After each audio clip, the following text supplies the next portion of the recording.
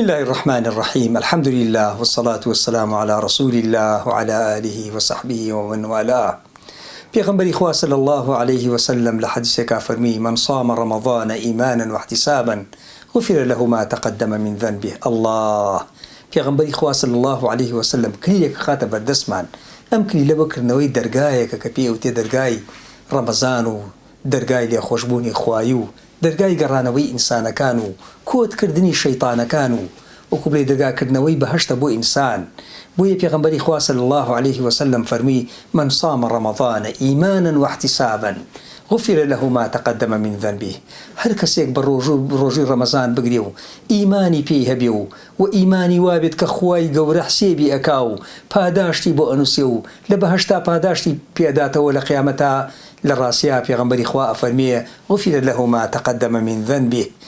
خوای گەورە لە گوناهەکانی پێشووی خۆشە بێت. ئازیزەکانم، ئێمە بە درێژایی ساڵ لە دوای ڕەمەزان هەموو جارێک ئەکەوینەوە جۆرێک لە گوناه و ئەکەوینەوە جۆرێک لە سەرپێچی و لە خۆمان و کردن بە دنیا و هەموو ئەو شتانەی کە دنیا سەرقاڵمانەکە. خوای گەورە جارێکی تر دەرگایەکە خاتەوە بەردەستمان و مانگێکی تر ئەخاتەوە بەردەستمان و پێمانە فەرمێ ئەگەر ئێوە بگەڕێنەوە و تەوبە بکەن و پشیمان ببنەوە و باوەشکەنەوە بە ڕەمەزانە و تایە بە ڕۆژوو بن و خۆتان دە خواردن و خواردنەوە و ئارزوەکان بگنەوە تا ئەو حەدەی کە خوای گەورە دایناوە ئێوە بە ڕۆژوو بن. لە ڕاستیە خوای گەورە لێتان خۆشە بێ. بۆیە ئەی مسلمانی خۆشەویست، ئەی برای ئازیزم، ئەی خوشکی دیندارم، خوای گەورە فرسەتێکی تری بۆ ئێمە داناوە تۆ جارێکی تر لە ساڵە کە پێ ئەوتری ڕەمەزان دەی با بشینەوە دەرگاکەی و جارێکی تر لەگەڵیا پەیمان ببەسین و جارێکی تر خۆمان کۆت و بەند بکەین و نەفسمان کۆت و بەند بکەین، نەیەڵین جارێکی تر سەرپێچیمان پێ بکات و ناڕەحەتمان بکات و بەرەو شوێنێکمان با کە خوای گەورە پێی ناڕازیە. لەبەرەوە ڕەزابوونی خوا بەوەیە کە من و تۆ جارێکی تر بگەڕێنەوە بینەوە لە دەرگاکەی. بۆیە ڕەمەزان و فرسەتی ڕەمەزان و هەلی ڕەمەزان گەورەترین فرسەت و گەورەترین هەلە. خوای گەورە ئەی بەخشێتە ئێمە و خوایە بمانگەێنە ڕەمەزان. ئەم دوعا بکەین بۆ ئەوەی داخل بە ڕەمەزان ببین و لەگەڵ یا پەیمانی نوێ بکەینەوە و جارێکی تر ئالوودە ببینەوە بە ئەو حاڵەتە ئیمانیە ئەخلاقیانەی کە پێغەمبەری خوا صلی الله عليه وسلم بۆ ئێمەی هێنا و پێی فەرمووین دەسەری بڕۆن هەتا ئەگەڕێنەوە بەلای خوای پەروەردگار. بۆیە بەڕاستی هاتنەوەی ڕەمەزان، بەڕاستی کردنەوەی دەرگای ڕەمەزان لوتفی خوا ئاوایە بۆ ئێمە کە ئێمە جارێکی تر بینەوە لە دەرگای.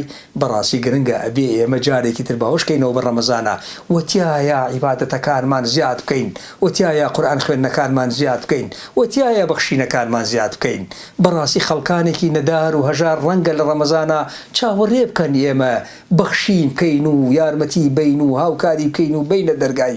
دەی با بین لە دەرگای دڵەکان و بین لە دەرگای ماڵەکان و بین لە دەرگای دڵی خۆمان و دەرگای دڵی خۆمان و بڵین ئێمە جارێکتر تەسلیمە بینەوە بە پەروەردگار و چۆن تەسلیم بووین ئاوا جارێکتر پەیمان تازەکەینەوە لەگەڵیا لە ڕەمەزانە عیبادەت و بەندایەتی و قورئان خوێندن و تەسبیح و تەهلیل زیاد بکەین تا خوای گەورە لە ژێر سێبەری عەرشی خۆیان بمانژێنێ و ڕووەکانمان بە دوور خاتەوە لە جەهەنەم بۆ 7 پاییز. چونکە پێغەمبەری خوا صلی الله عليه وسلم ئاوای فەرموو کەسێک یەک ڕۆژ بە ڕۆژوو بێ لەبەر خاتری خوا و ئیمانی بەوە بێت کە خوا پاداشتی داتەوە 7 پاییز دەم و چاوی دوورە بێت لە ئاگری جەهەنەم. ئومێ دەکەین ئینشاءالله لەم ڕەمەزانەی کە ئێستا تیاین و تیایە ئەژین و بەرە و ئەوە ئەڕۆین کە جارێکی تر باوەش بکەینەوە بە ڕەمەزانە.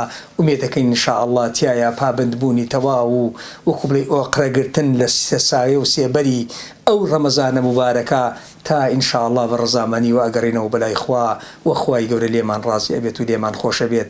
دەرگای دڵەکان چاوەڕوان ئێمە لێیان بین. بۆیە نابێ کەم تەرخەمی بکەین، ئەبێ بین لە دەرگای دڵەکان و لە دەرگای ماڵەکان. ئەگەر توانیمان ببەخشین و ئەگەر توانیمان ئیمکانیاتی مادی خۆمان بخەینە خزمەتی، ئەگەر توانیمان ئیمکانیاتی قسەکردن و ئیمکانیاتی وەکو بڵێ هاوکاریکردن و بەدەمەوە بن بخەینە خزمەتی.